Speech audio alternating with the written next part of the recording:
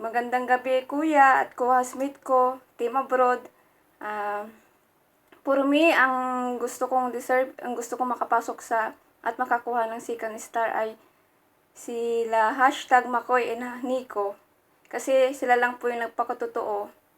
Like Nico, inamin niyang may anak siya kahit na noon masakit sa kanya na itago yung anak niya at ang kanyang girlfriend. Pero ngayon proud na siyang ipakilala niya paglabas siya. And then Makoy, oo, maraming nagagalit sa kanya dahil sa pagiging malapit kay Elise.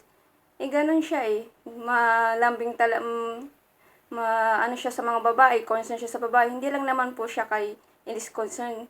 Lahat sinasakripisyo niya ng 3 araw nang hindi maligo para lang makakain yung 3 babae. Kaya sa mga dyan, hindi lang kay Elise umiikot ang ni Makoy. Yun lang po.